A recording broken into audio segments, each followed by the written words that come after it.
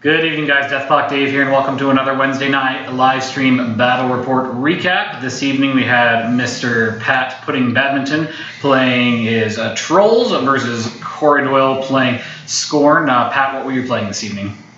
Badly. Yeah, okay. I was playing Kolgrima in Storm of the North. All right, and this was a kind of a predetermined matchup, so it was you just had the one list. Corey, what were you playing? Also poorly. Okay, excellent. Well, I should cancel each other out, right? Zaal2. Zaal2 in Exalted. All right. Is there another theme for Zaal2? Every time I pick him in War Room, it just goes right to Zaal2. Yeah, seems good. So scenario 2, Standoff is what we were playing this evening, and Pat, you won the role and opted to go first. Yes, I did. Any particular reason for that? I get to do it so rarely, I thought I'd give it a try. Okay. And to be honest, I thought my army could benefit from trying to get the little extra speed up there. Yeah, okay, gotcha. Yeah, sounds good. And Pat, what are your theme benefits in Storm of the North? My theme benefits are all of my warrior models are immune to cold and considered Northkin. Okay. Any of Kolgrima's upkeep spells can be upkept for free, which she doesn't have any, so that was very useful. Okay. And I get 2 Snowdrift terrain feature pieces 20 inches from my table edge, which Corey's models would be difficult ground. Rough terrain, right? Yeah. Rough terrain, and my guys would get cover from it. Okay, concealment, yeah, and those are 4-inch AoEs, right? Yes. Cool. And Corey, what are the Exalted theme benefits, other than free stuff? Everything that has the Soul Taker rule begins the game with a soul, so Saul, the unit leaders, or the unit attachments, and the Supreme Guardian, the 2 Ancestral Guardians, and the car all start with a soul. Okay, cool. And your caster as well? Yep. Okay, cool. There's a second one. Oh, my army gets a movable object. Anything that's a construct. That's pretty good. So you can't be moved, pushed, or moved, pushed, down? Slammed, placed. Basically, I'm where I am, and I can't be knocked down either. So when you tough, you get to keep doing it. That's pretty sweet. So the only thing that you can do is throw, which would move you, but you're still going to be not knocked down. So that's the only way to get you out there. Right. And guess what Kolgrima's feat doesn't like? When there's only like 5 models on the enemy side of the field that'll actually. I hear she likes to push stuff. Yeah. All right, so we're playing scenario 2, which is Standoff. We have 2 rectangular zones horizontally oriented in the middle of the table, which are Warcaster, Warlock, Warjack, Warbeast Battle Engine. We have a circular zone on either flank, which is Warcaster, Warlock unit, and then we have an objective in the middle of each rectangular zone. And what did you guys pick for your objectives? Pathfinder. Healing. All right. I just realized this might have been a really bad game for Makeda, because your feet pushes and separates my bulwark. But doesn't it push everybody, or is it directly away from Kolgrima? So if I'm in a triangle, it pushes the triangle all in a slightly different angle because it's directly away. Right. So but theoretically, the 2 back ones would go, and then the front one wouldn't it bump? Maybe. It depends on placement, depends on terrain, depends on whatever. Depends on the order I choose. Yeah. Yeah. He could choose to push the front one, then the back ones. That's true. That's a good point. Nice. That would be good. Interesting. So yeah, I got lucky by wanting to play Zaal because there you go. There you go. Yeah. All right. So Pat's got his Snowdrift put out. Those are the 4-inch blue AoE rings. And how are you going to be deploying here, Pat? With my hands. Okay. That's better than the teeth like last time. Yeah. Well, don't want to hear it, Pat. Pudding. Giggity. It's always better with the teeth. That is factually inaccurate. Factually inaccurate, Pat. It is not. Oh, man. Okay. Well, first of all, there's my lovely multicolored dice marking my zone, which then Dave started complaining and whining about, so that's why I changed them out later. Yes, we do not like rolling faction dice on stream because nobody can read what they are. Hear that, everyone? Dave doesn't matter what faction you are, he doesn't like your equipment. That's true. He thinks they're small. Yes, they're tiny and too hard to see. Anyways. All right. So we start off with putting the stone up in the middle there with Kolgrima in amongst them. She's the white short base because she's still on my painting stand. Almost finished though. It's the one model that's not really doesn't really have a model. Correct. Right. And then from there out, I just I get my champions deployed with Skaldi in the bottom with the fell collar beside them to give them a little bonus. I've got the bomber set between them and the stone. My 2 winter trolls set up on either side of the stone unit with Valka up to the top, and I'm waiting to put out my raiders because they're advanced deploy, so I give it over to Corey. Alright. Corey, how you deploying here? I'm going to set up my Supreme Guard in the middle because it's the only thing that innately has Pathfinder. I'm going to flank to the right with 1 unit of Immortals because I think I'm just going to try and tie up the champs as long as I can, and my assumption is because he's left the top side so barren, that's where the Raiders are going, so I'm going to put 2 up to fight the Raiders. Hopefully that I can win the fight against the Raiders fast enough that he's forced to bring in his ambushing bears, because everyone likes ninja bears. Ninja bears are awesome. Ninja bears are awesome. Then we're going to flank that way. So I've got Immortals with a car and one of the Ancestor Guardians. So that gives me a bit of beef to kill the champs, because I hate champs. Mm-hmm. Then the Supreme Guardians are going to go to the middle. Then I've got my caster and then 2 units of Guardians, and my beasts are there, but they're just there to transfer damage too. There you go. The rest of your work gets some. Let's get you some pretty good. Do you know what the shaman can do as a star action? Remove enemy upkeeps on your models.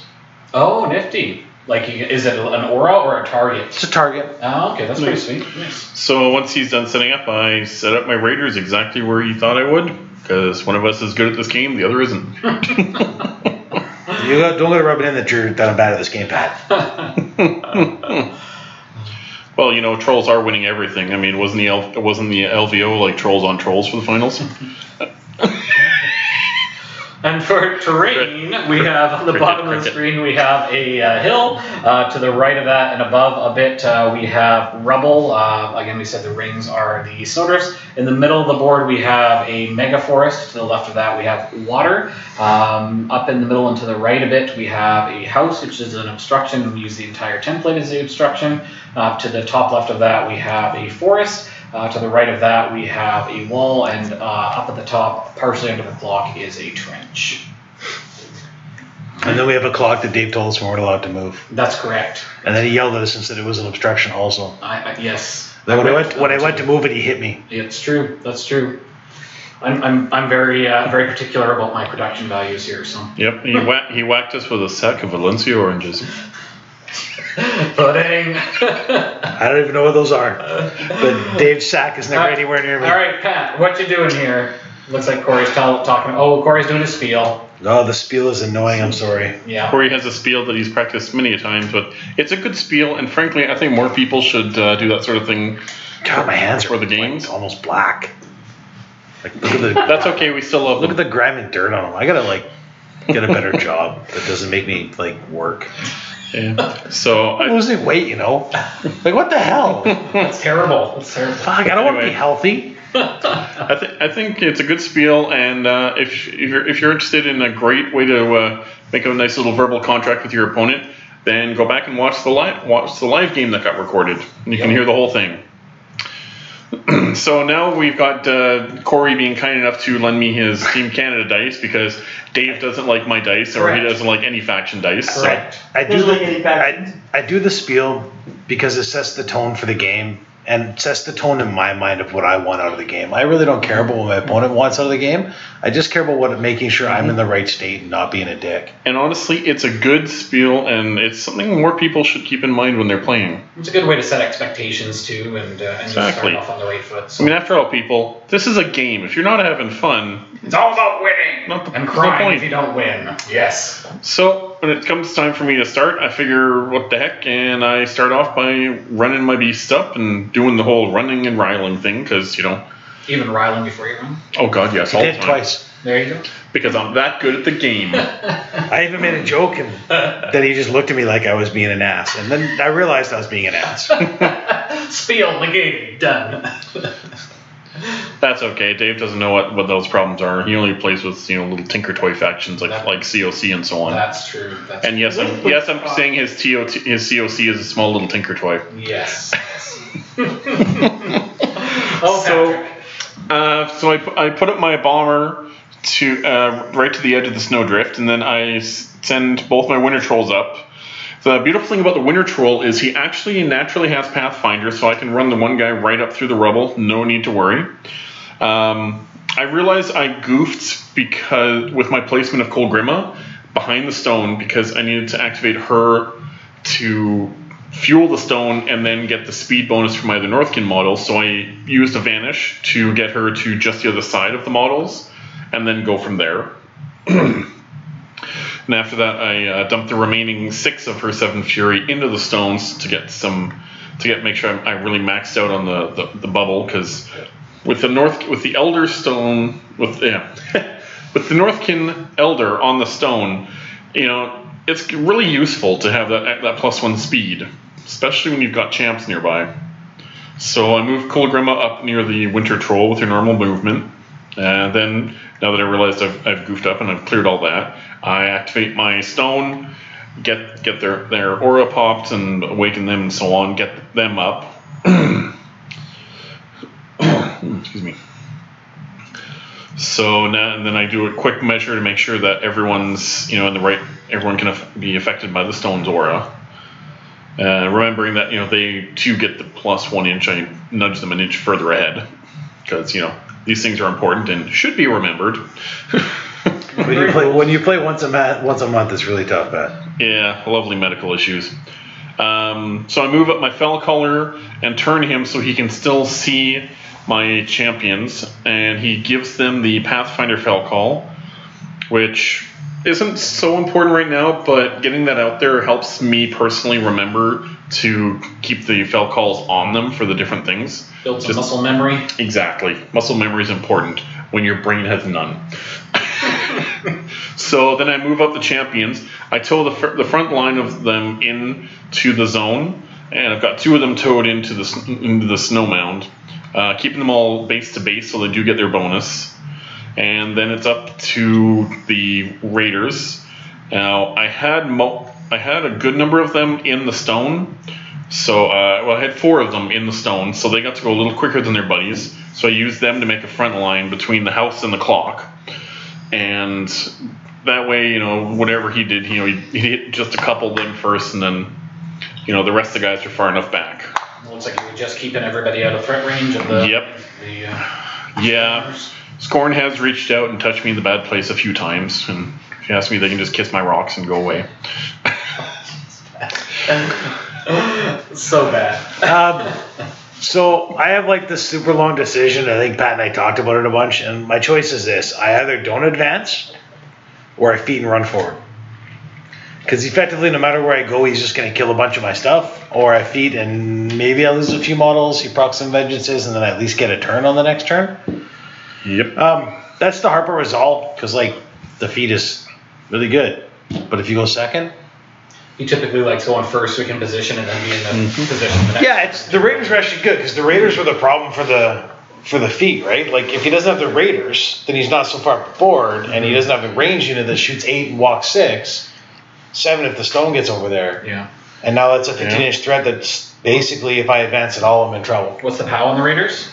It's just 12, and then it's fire. Okay, so on average, continuous fire. Okay. Yep, and it's a 3-inch AoE, so I can't bubble up. I got to spread out, so I got to get moving, or else I'm just going to come. And they got quick work too.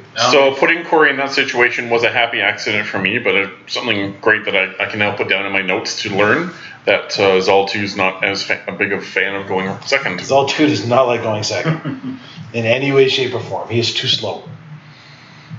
And if you play it he's fine going second against a slower army, but a faster army he's going to want to end up. He's going to get stuck feeding turn 1, and then your opponent backs up. He's like, okay, well you feed it, I'm going to back up, and then the turn 2 I score a few points, and then he obliterates half my army. So I spread around. So I'm trying to goad the bears in. So I'm deciding how many dudes I have to give the bears to come fight me. Murder bears. I was hoping that 1 unit leader would be enough, and 5 members of a unit, because that seems like a good trade. Yeah. Murder Bears are at like 13 or something from the edge, or yeah. That seems pretty good. 3 plus 7 plus 14. 14. Yeah, 14. Their speed 7. Nice. 15 if you can get the stone up on them. Yeah. Which, to be honest, I was not going to have that happen. No. That's tricky when it's such a hard flank, yeah. Yeah. So again, I spread it on this flank a ton because I want the bears in the top because then I have enough stuff there to deal with them because I have the second unit. And then the bears aren't killing my Supreme Guardian, which means I just have to take care of a bomber and some champs with him. And that's something I think he can do because he is amazing. Pretty good, yeah. Turns out the Statue of Liberty swinging a giant stone telephone pole is very effective. Works pretty good. Warrior models don't like that. You managed to stay out of range with everything that I wanted to kill. It was a very good counter. Getting up there with your beasts and such. Yeah, just sort of give everything to play. I've got the Cranimus out on the Shaman and my caster. Okay. So the bubble in the center is fine.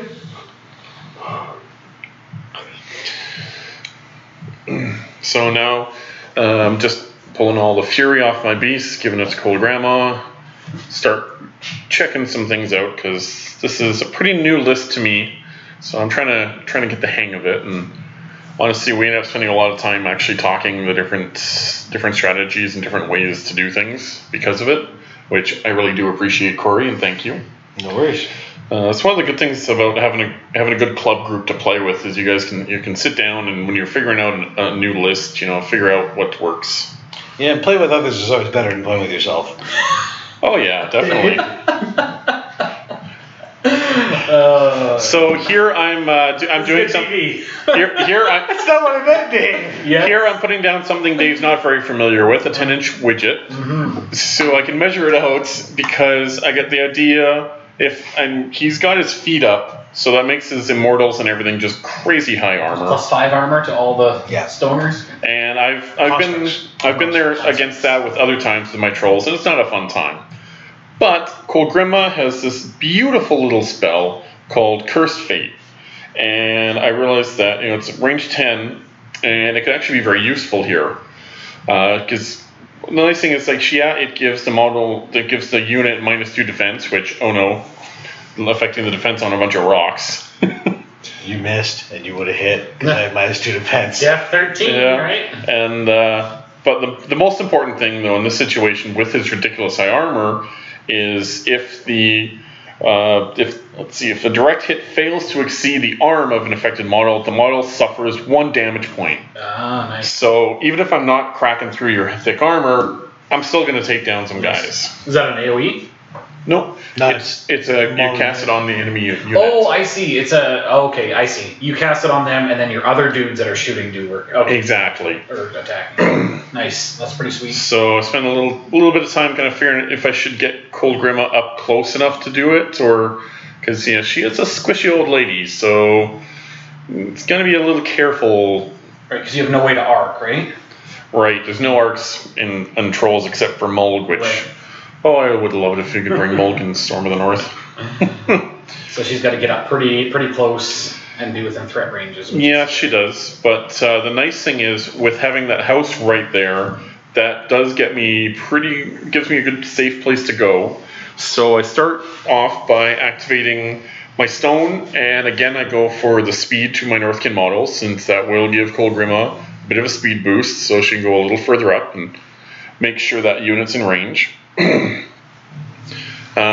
I do admit, I actually couldn't tell which unit was which of your Guardians, so I was hoping to get more of the Guardians across the front than what I ended up actually. The ones in the middle are painted white. Bleached bone. The outside flanks are gray. They're dry brushed with bleach bone versus the ones that are painted gray. It's totally different. It's totally different. And on the left, where the 2 squads are mingled, one squad actually has the base arcs marked, and the other does not. Yeah, and I admit I did not notice that. So that's not me. I pointed it out. I know, it's all my fault. You're blaming me like I'm a horrible person, Pat. No, I never once said it was your fault. Dave heard you. I also heard you say mean things about my mom. I don't know. What else are you doing here, Pat? Well, continuing on, and now that I've got things figured out a little bit better, I moved Kolgrima up. You activated Moses, I'm assuming? Yes, I did activate Moses first, because, got to go for the discounts. I activate Kolgrima, move her up, pay the 1 for the Cursed Fate, and thanks to her lovely version of Signs of Importance, her Dark Power, which is something I'm really trying to remember to do. It's a little tricky sometimes, because first time I've ever had a caster that can use it. So it's a bit of a weird feeling when you add an additional dice to magic attack and damage rolls and discard the lowest every time. Oh, nice. So the closest I've ever come to that is having sort of thing with Kalandra. So, but I'd go ahead and do that so that I can put the Cursed Fate on them. I realized that, honestly, my Raiders are at a disadvantage against your Immortals in this fight, so I want to try to push up as much as I can to try to keep you out of the zone, because honestly, I forgot you could go incorporeal, because, F your stones. And so the stones, just the unit leaders let me do that. Yeah. So I also juicy souls. I also put down 2 freezing mist clouds, not because I'm trying to block line of sight. That's more of a bonus, but mostly because I'm setting that down as that's going to be the line of the line of engagement. Because any of his models that are not immune to cold that are attacking me in it, they get a -2 to their attack. Oh, nice. So it doesn't specify living then. That's pretty sweet. Nope. It just says models without immunity cold. Nice. They suffer a -2 penalty to their attack. So I know it's not much, but in the case of the Northkin Raiders, it does take them essentially from a 13 to a 15 for defense. Yeah, that's pretty significant. Yeah, it's definitely not bad. So we talk a little bit about me trying to figure out if I should just move up, throw fireballs, or throw my firebombs in, or actually try with the melee. But with the Cursed Fate, it's definitely worth it to try the melee, since when I kill a model in melee, they get to do their quick work, which means then they throw their firebomb. There you go. Exactly. I was off on my measurements though, so I'm clumped up. I didn't actually get to do that as much as I'd hoped. There were several, because you can't do it if you're still engaged, and there was a couple there that were still engaged. Oh, because they don't have gunfighter, eh? And you got 2-inch reach, which is tricky. Yeah. Okay. Exactly. So that was a little bit off, but I still did get a couple of models. I did get a couple of firebombs thrown off, which incidentally actually lit was it the unit leader? No, the Extoller and Noviate. Right. The solo. Yeah. The solo that grants tough. Yes, I did light him on fire, which and 2 of the was nice. The Guardians. Yes, 2 of the Guardians, because yes, the armor is ridiculous this turn, but next turn when the fire kills next turn, so 5, 6. He's 6. Armor 17. Oh, 17. Yep. Yeah. Nice. So, which it's always a nice thing for that to work, because who doesn't like watching the enemy burn on their own turns? I just realized that anyone that watches the stream knows the password to my phone. Nice. I keep shutting off, I keep turning it on. You might want to fix that. Yeah, whatever. Stay tuned next week for Corey's bank password. I don't even know what that is. I think the password is Rebecca. Oh, there you go. 9999. You mean the PIN number from my bank card? I don't have that anymore. It's got tap. So if you walk past Corey, you can have all his banking information. Not that fancy wallet. Okay, so we figure out who's on fire and everything from there. Here I start figuring out whereabouts. If I move my Winter Troll up, I could get a spray off. But seeing as they're only spray 8, it's a bit too risky at this point to do it, because I wouldn't get nearly back what it would cost me. So, and again, the joys of a new list, you got to figure out exactly which gear to put things in what turns. So I start looking at it, and this is where I pull another lovely maneuver and forget that you cannot actually freeze battle engines. So I moved my Winter Troll up there to spray him, and hope for this. Being saw there on my phone, I looked at the rules just to confirm I get stationary. Because I can never play That would have been Valka. hilarious. Oh, man. Yeah, and so Corey was kind enough to let me know about that and offer me a redo with the Winter Troll. But I declined because it was my mistake, and frankly, I find you remember a lot better when it's like, oh right, I've screwed this up before. Okay, let's not do that again. Yep, learn the hard way. Yes. Sticks. Exactly. So I start trying to figure out if I should try to charge my champions up to get his immortals to engage them on his side of the zone, like I did with the Raiders. But we sat down and we talked it over. Going over his threat ranges and my threat ranges and my defensive capabilities.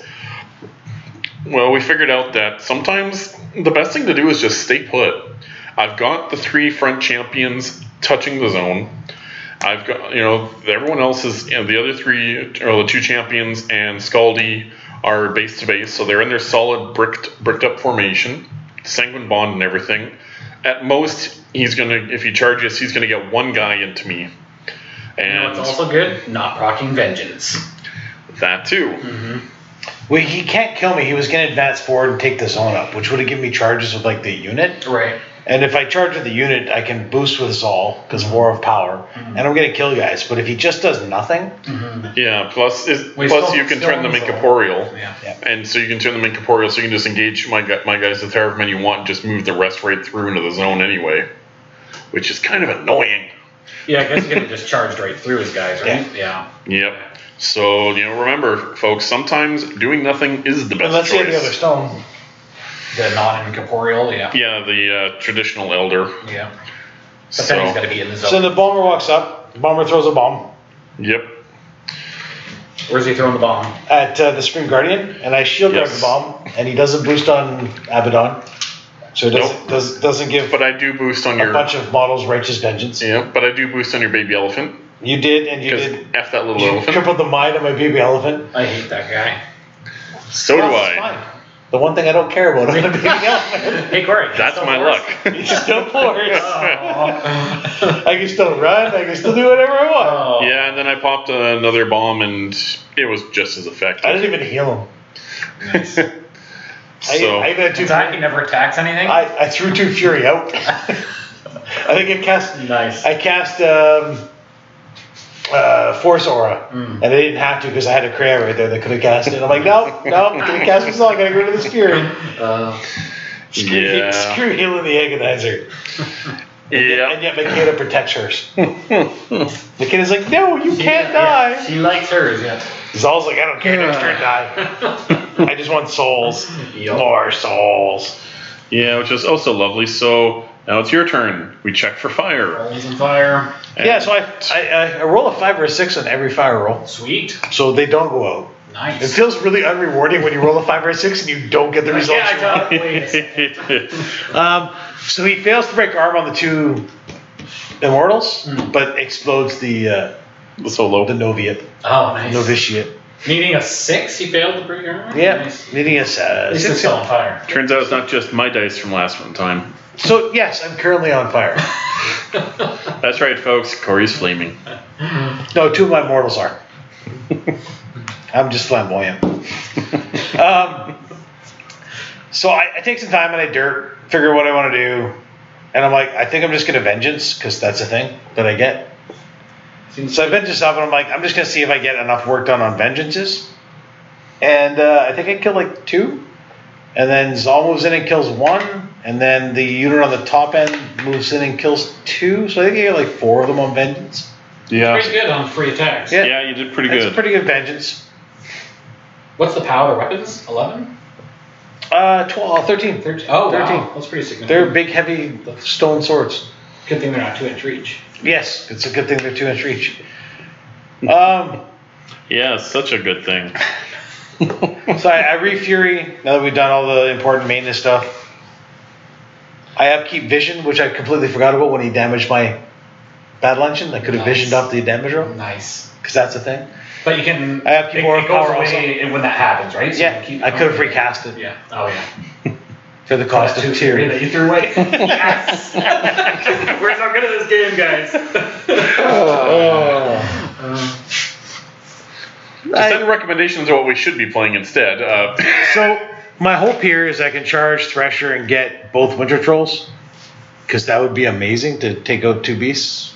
For 3 inch reach. It's pretty good.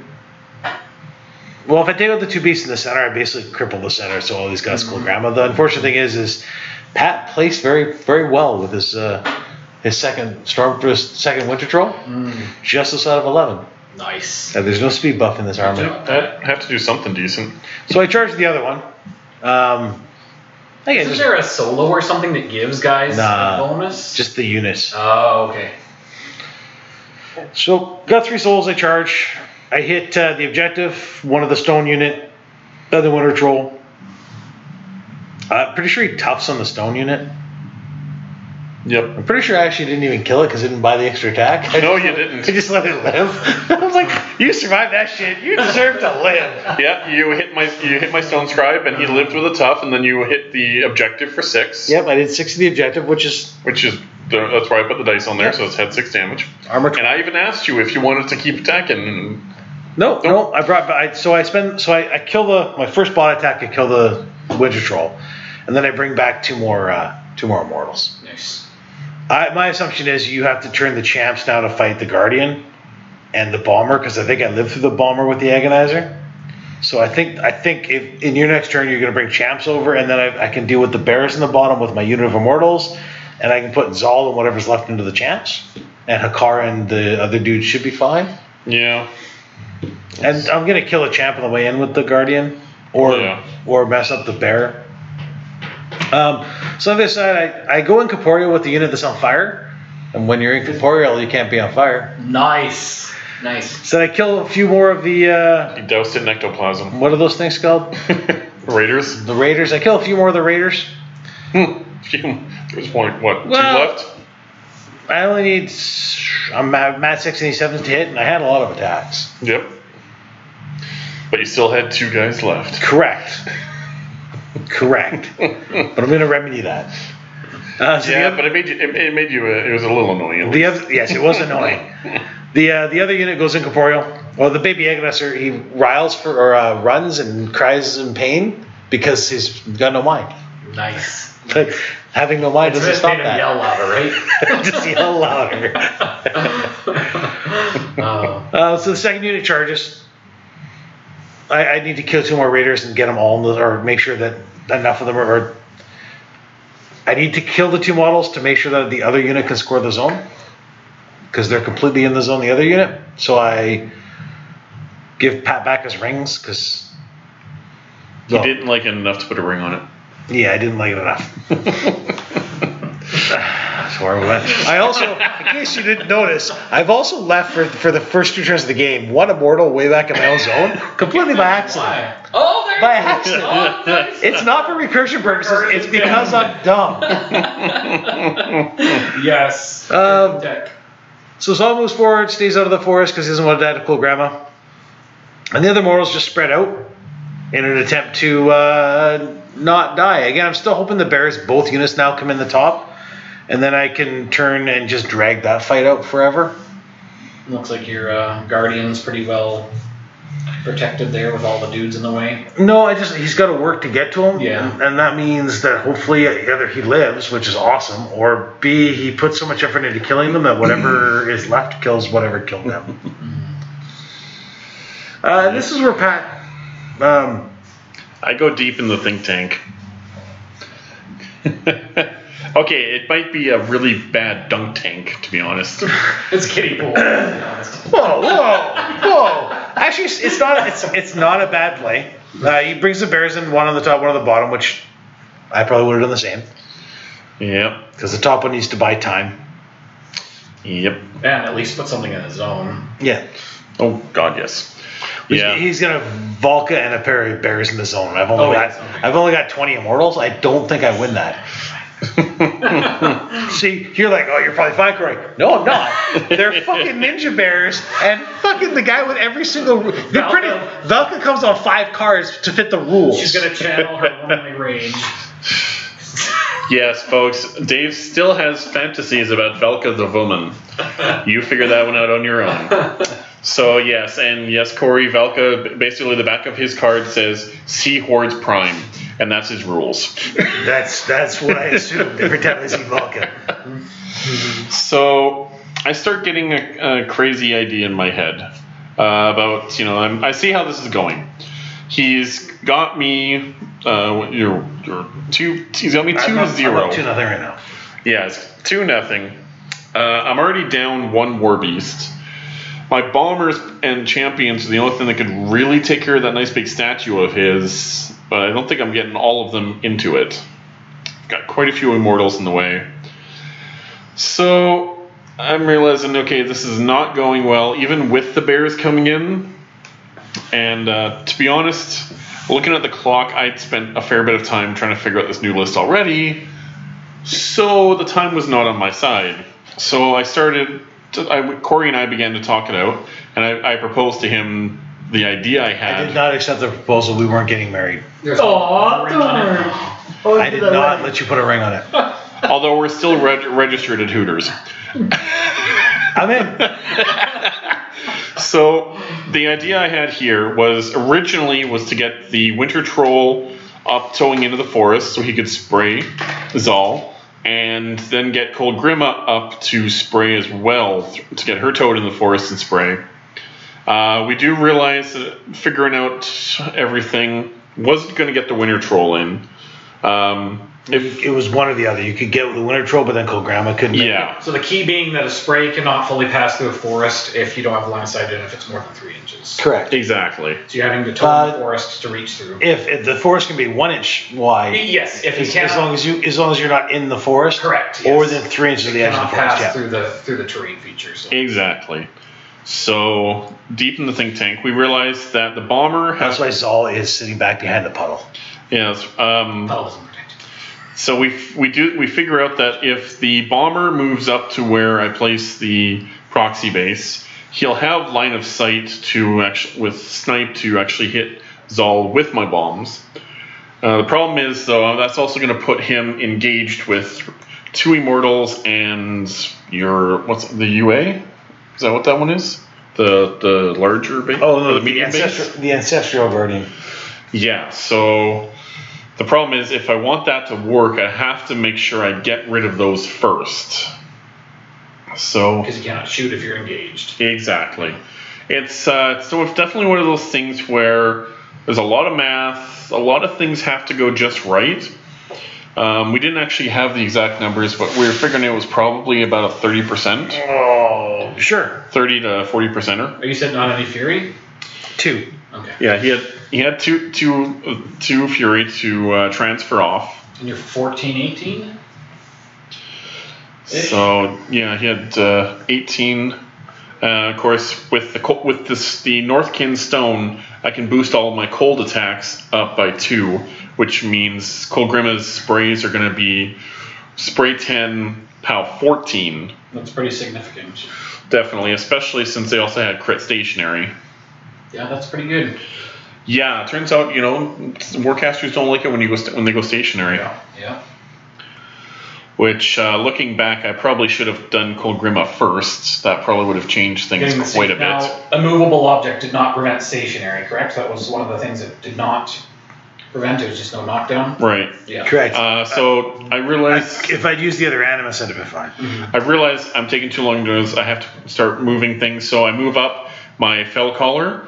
I aim at the far immortal, which catches all 3 of them with his Sonic Blast. Luckily, it takes care of the first immortal. Excuse me.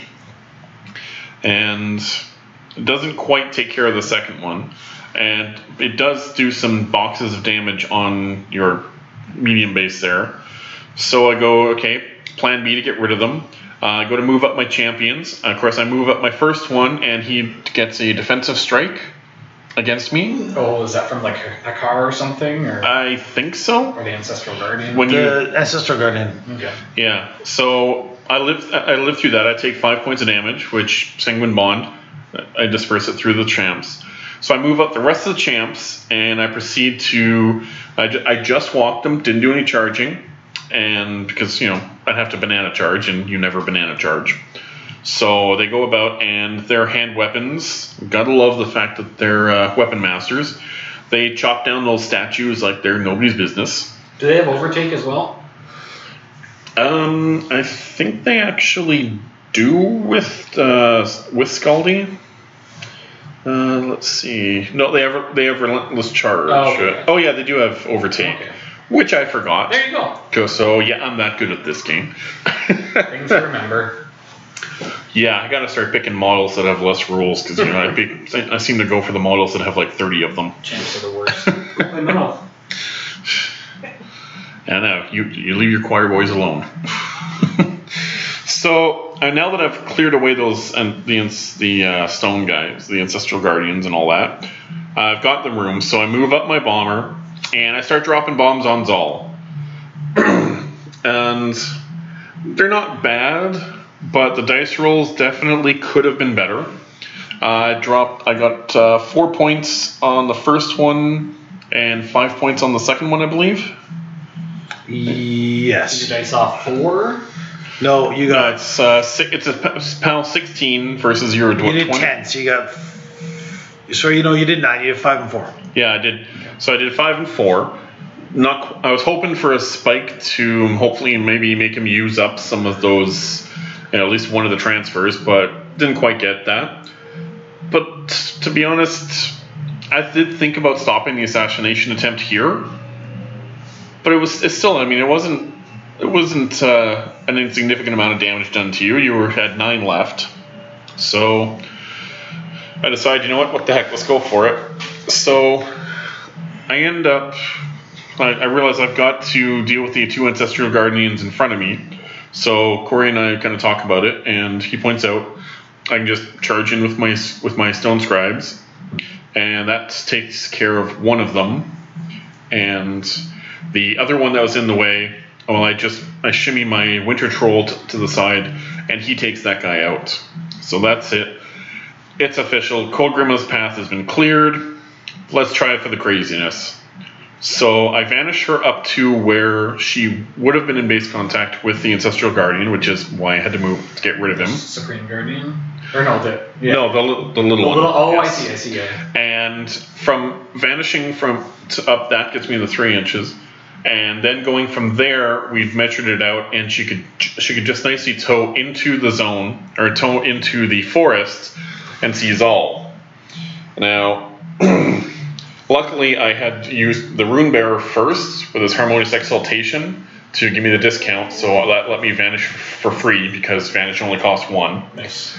I love doing that, by the way. It's pretty good, yeah. So I turn around and take my first shot and end up boosting the damage. Because you're at 14, you said? Yep, POW 14 thanks to the Cold Stone. Mm-hmm. And how much did I do on this first one, Corey? On the spray, I transferred 14 or something to my brute. Yep. Yeah, nice. It was a pretty good shot. It was like 9 or something. It was a good shot. That was pretty yeah, it was decent. Did you have enough fury to do this 4 times? Is that right? Or no, because you boosted. No. So, yeah. Yeah, I boosted the damage. Right. Kolgrima does have enough to do it 3 times. Mm-hmm. So that's what I do. Go ahead and rolled it out for 3 times and left you sitting on 6 boxes. Because he transferred off another one, and she came close. So after the 3 sprays, Zaal was sitting on 6. I figured, okay, this is bad, so let's just try to do whatever. Sitting beside a Supreme Guardian pack. Yeah. Oh, I know this is bad. So Valka, he moved up to take care of some of the Ancestral Guardians up there. Yeah, the Immortals. You see now my bears start coming down. And they actually do pretty good, take out quite a few Immortals, which I'm getting better with bears, and frankly, I love them. Bears they are so fun. So good. And it turns out they do even better when they're painted. Yes, makes them go faster and bite harder. Even if they are painted to look kind of like a Care Bear. Right. Hey, blue with tiger stripes is cool, man. Yes. So after doing that at the top. My bears came in from the bottom. Didn't do as much work. Exactly. Exactly. Painted ones do better, so we already confirmed that. And as expected, they didn't do The well. painted is polar bears, actually. I got a lot of work to do Yeah. before I can become a You good guys are all player. great, right? Yeah. And I realized 6%, Pat. The assassination roll was 6% when I worked out on this machine. 6%? a 6%. Oh. Okay. I thought it was a lot higher. Also. Yeah. So now we see for some reason he decides to turn his statue to face Kolgrima. I don't know why. Pressure too. I think I killed both dudes this time though. I was really upset that the guy lived once. He wasn't living twice. I was actually hoping you'd tough that same guy again, and I would be able to laugh about it. I was like, please stop. Then I would tell you that guy gets my spare. He gets promoted. Well, I just give you the sword off my spare ancestral guard. I have a spare supreme guardian. You can just have the sword off of. That would be awesome. I thought I was Tiny basically, Runebearer, if you pay that second tough, you didn't, Pat. I can't give it to you. Okay, so instead you give it to me and I put it on Kolgrima's head? No. You don't get to earn that by dying, Pat. Yeah, so I'm sure you can imagine what happened. He turned, and turns out Granny doesn't like it when you hit her with a 200 tons You realize if stone you sword. toughed, I didn't have much left to throw at you, so I had my caster. I kind of was hoping you'd do that, actually. So my caster's a bit of a chump. He's only a PAL 16 Are you sure he's not a chip? with, like, at this point, like 11 Off-field fury. block, you could say. Well, he sits back and makes his army more better. Yeah, He's amazing. So what I found in the games I played with Zaal so far is that people bounce on the feature and then they back up. They give you scenario points, and if he doesn't die, you just pressure scenario will bring his stuff back until the turn where they Get a kill lot too of much. dudes, yeah. And once you start realizing they're going to kill too much, just dump it all on Zaal. Yeah. Because by the time they go in to kill a bunch of stuff, you're like, well, Zaal's just going to kill your caster. Durdle, durdle, durdle. Just make sure you don't take him for granted. Oh man. Yeah. Hey, well, you rocked my world. I gotta have some fun. Oh man, I'm so sorry, audience. Yeah, it's a lot of models to I choose crumbled through. under the pressure. I couldn't help it. They can be def 13, armor 17, and you can bring up to 3 back a turn, which is pretty good. And they've got vengeance, so they can get a lot of work done. Speed 4, but there's something in there for it's one of the solos that gives the speed buff, I think. Vengeance, reach, they're pretty good. They can get a lot of. Do they have combined melee as well? No. Oh, okay. No, but he's got He's got Aura Aurora's power? spell, yeah. and that lets me just boost. Lets you spend the fury points that are on your caster Yeah. to boost attack or damage. Which is nice when like you start really getting dug into a game and you're in trouble. Mm-hmm. Well, they can still be getting worked. I mean, PAL 13 is pretty significant on 30 dudes that you can be bringing back. And they're magical weapons too, aren't they? I think they're all magical. So that's pretty... I think almost every weapon in the army is magic, which is so nice. That's pretty nice. They can get a lot of... I mean, PAL 13 is nothing to And then snuff at. the repair dudes that give tough can also repair a construct for like die 3+1, so they can fix the supreme or the ancestrals. Yeah. Or they just give +2 strength. Oh, really? Yeah. To the unit? To a single model. A single model, okay. But Hakar with 3 souls and 2 initial attacks and 5 damage boosts off his caster. That's pretty significant. And it's warrior models, right? So you can't correct. do the Supreme Guardian? Yeah. Correct. That's pretty, yeah. And like he's Mat 9. Yeah. And the better part is the defensive strength. The two-handed guys are PAL 14s. They go to 16. They have 4 initials, and Hakar makes them Mat like +1 or something. Yeah. Well, they're 8. I think they go to 9. So they're actually better than Hakar's for Mat. Yeah, that's pretty Or the same. But they can go in on something, and Zaal's like, sweet, I have 12 Fury because I took 9 souls, and I'm just gonna boost 12 damage rolls on my PAL 16 dudes. Well, even your immortals are going to be pretty much dice off 5 on all the heavies. Like it's going to be that's pretty significant. And with reach, you can get a lot of dudes in on a single model if you need to. So it's pretty great. So I think the key is not to put a bunch in though. You just want to do enough to cripple something. Yeah. And they'll be like, I'm not giving you too many models in return. Yeah, for sure. Especially with the reach, because you can position yourself in such a way that they can't get deep enough in to hit the other stuff too. So. And then you vengeance and kill it the next turn. That's pretty good. I do like vengeance. I really like the army. It's got a lot of really cool synergies to it. I just like the look. It does look cool. The aesthetic is really neat. So. And then Pat's going to help me convert up some samurai for my other army. Ooh, nifty. Finally, something I'm good at. Pat, you were one of my most favorite games. It's always entertaining, Pat. Always entertaining. All the pudding. And not just tapioca or chocolate. I only have to get through until June, and then I switched to Infernals. Yes. Infernals are pretty entertaining. Someone else is. Infernals. So someone else is. That way I can play Signar with a really good list. So the Infernals dropped today. You know, I might have a couple of Signar extras running around that I could do some modifications to. No, I'm just going to use Haley 3 with Storm Lances and Trenchers because, like, that's a good theme for Haley, and now she can play that theme in Infernals. Oh, and it gives her the lesser horror, or the light horror is -2 to attack rolls within 4 inches. So, like, everything's +2 defense, and you're -2 to hit. I was going to say, lesser horror is, you're already bringing Haley. I mean, my God. She only had a spell that added to that. Yeah, could you imagine that with Storm Lances? That would be pretty, They're 13. 13 goes to 15, goes to 17? Yeah, def 17 in melee, armor 17 base, 17 base, I think. Well, they'd be 20 because you'd have Arcane Shield because you can bring 3 souls. So you might as well bring a that's junior. pretty glorious. You heard it here, folks. 1720 with 5 boxes seems pretty okay. Once they release, Corey's going to hell.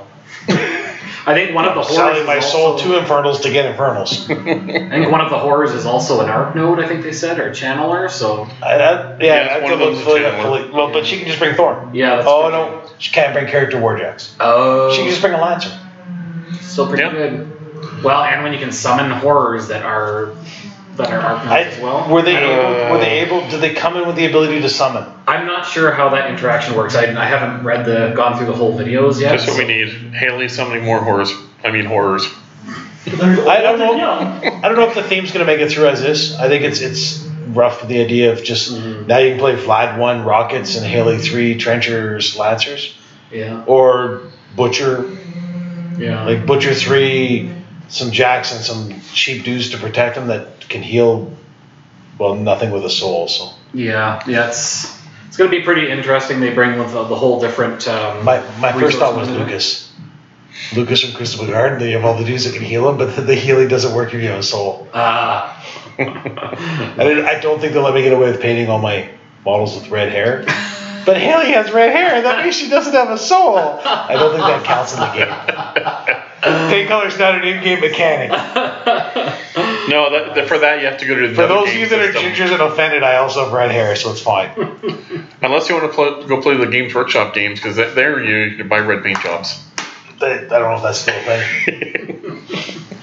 Yeah, it'll be interesting to see how things pan out with the Infernals, because we got three casters, right? Yeah, and with only 3 casters, they need something like this. Mm-hmm. It's just, I think the problem opens up is that there's just too many combinations to try to balance out in the CID. They need the balance without going over the top. So. And it's almost a slap in the face to truists that play the faction. Like, if you're a Signar player or a Khador player, and the guy's like, yeah, you can take any 2 units you want in Khador. Yeah.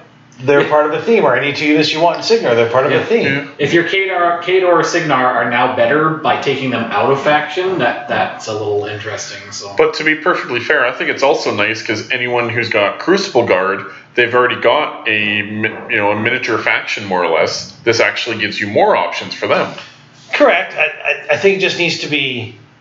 I think my worry / fear is that it creates pairings that are just you can't. We spent all this time in Mark III doing CAD to get balance and parity using themes, to then create a theme that removes the balance and parity. Yeah. And it does it in multiple factions. So I can show up to a tournament playing half Khador, half Signar, like Old Iron Gauntlet, in a system that's built around themes being balanced. And yes, you're only allowed 3 solos, but what Signar solos do you need? You're going to get the 3 of them. Yeah. You're going to get Junior. Yeah. Right? And a Squire. Junior, and one of the Strangeways. Why? You don't even need Strangeways. You don't need them. Probably K0 for Fire for Effect. Yeah. Or Jake's for a Sidekick Jack. Yeah. Or you only run 2 solos. Yeah. And then you're going to get Trenchers and Lancers. Storm Lances. Use proper names. Yes, Stormlances. Right, so you're going to get the repositioned Cloudwall and Stormlances at Def 17, Armor 20. Yeah, that seems pretty good. Sure, it might doesn't. You can shrug all you want because there's cures for that. The problem becomes is all those cures are going to be answered by the Khador. By your other pairing, yeah. Right, so then you have a Khador list. It can be whatever broken stuff you want out of Khador or Crucible Guard, the same thing. Okay. Right, like it's super good, and I think the balance is finding. I'm okay with one of the two lists being built this way, with some restrictions around like free points or whatever. I just don't like the thought that you can do Khador in one and Signar in the other, or CG in one and Khador in the other, or. Yeah, it's going to make for some very interesting pairings. I mean, it opens up list building hugely, but it'll be interesting to see how it pans out. The Sid ends the end of this month, effectively, I think. I'm sorry, guys. There's construction going downstairs, so there's really loud noises. I think this was a bit longer, CID. Okay. They said the date at the start of the video. I just don't remember what it was, but I'm pretty sure it was a bit longer because they have Adepticon. Okay. And I'm sure they put lots of time into it. I think again, my big worry is that you can't playtest list pairings. Yeah. You can only playtest games. Yeah. So sure, a guy shows up and shows how broken Haley 3 is with the -2 defense or -2 to hit buff. Sure, that's great. It's going to come up in a couple of games, but you can't throw that whole theme idea out just based on that one list. Yeah, you almost need more time in the Sid because there are now so many possibilities open that it's going to take longer for people to hash out what the super broken stuff's going to be. Just because it's that, and again, it's that second theme, and the theme is the issue. The models themselves, like they're great. A -5 range guy, and again, Chris pointed out today, your second list could be Old Witch with a spell that's -5 range, and then 2 solos that give you -5 range. -10 range is pretty good. Those are different wordings, so they're different effects unless they change one of the effects, right? Yeah. So that's a -10 range. That's pretty really bad if you play Sloan. Or anybody that shoots anything. No one else shoots with Sloan anymore. Kane's dead. He became a lesser caster that runs around with Siege. Yes. got demoted again. Yeah. I read Fluff once. Yes. It's. I'm sure he's loving not having to be the authority figure now. He can just go around and pew people. I'm a really big fan of the idea of the horrors really appeal to me. I like the idea of summoning in. I like the idea that their stats are lower because of it. Like 11-18 still seems really good for a summon model. Yeah. And 13-15 on a lesser seems great when they're free. Yeah, well, that's the thing is you're effectively getting free models that last for the entire game unless you run them dry. Because I think what it was if they at the end of the turn you have to pay 1 essence to keep them. If they go to 0, they are. I like the fact that they actually had the cojones to figure out a whole new system, a whole new way to do things for this faction. It's not just the Focus or Fury. I think it's pretty cool. Yeah, they put 10 years of effort into it. Oh yeah, or 3 or 4 years. Like this actually, you can tell they put time into finding a system that works, and I like that. Since that part of the game feels really good. I just think they're too short on casters and units to not have that second theme. I just think that second theme needs some work. Yeah, some further restrictions or something. Like I'd be okay if it was, here's a list of casters that we've now changed to basically have already sold their souls. Yeah. Right, yeah. And they get essence and you buy them like with other casters. Yeah, limited it somehow. Or it's like you can only use champions casters or some kind of a limitation. It's tough to balance champions casters when they're all going to cycle in and out. Well, yeah, when there's 4, that's true too. So yeah, I'm fine if Haley 2 goes and plays with them. I'm fine if Thexus goes and plays with them. Like bringing the caster over doesn't really phase me too much. It's bringing over the caster 2 units, and 3 the best solos. units and solos from the faction. Yeah, I mean, every faction's pretty much going to have. You can name the top 3 units and solos out of each faction, pretty much. It's going to be interesting to see how it all pans out. So it is only 3 factions. They can't bring Menoth because Menoth are too holy. Menoth can't bring Madrak and double champs. They can bring Old Witch, and she literally brought Grimkin out to try to stop Infernals. But by the rules, you can actually play Old Witch too. Yeah. What can I say? Maybe she left the door open a little too long. Maybe. Yeah. It's interesting. I'm curious just to see how the CAD plays out, and hopefully people give as much input as they physically can. And I'm good input. Play games. Yeah. And that's the big thing that I saw on the dev chats today was that don't start going off about things right now. Play, you know, we've play tested this a lot. It's balanced based on what we've play tested.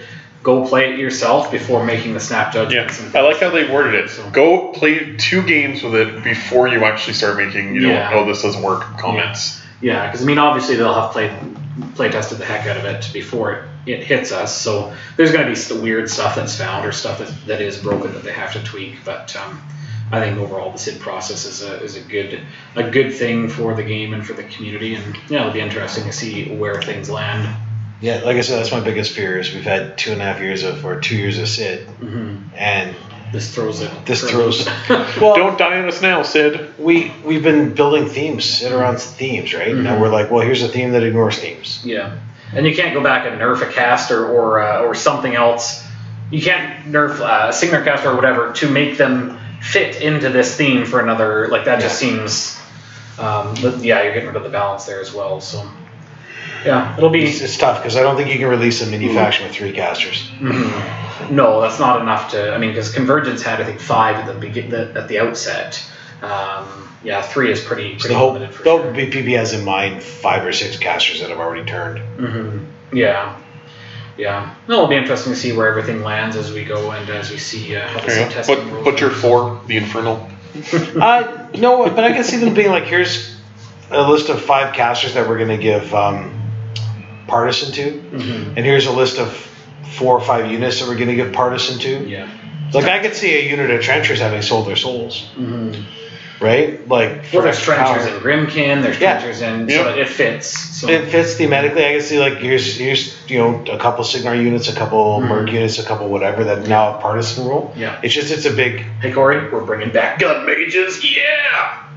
No, I don't think they can sell their souls to be good. They're just garbage. They're really good on ponies when you have a hurricane shoot stuff into them. Yes. That's my favorite trick ever. I should bring that back out and play it a couple of times. That was a lot of fun, that list. Yeah.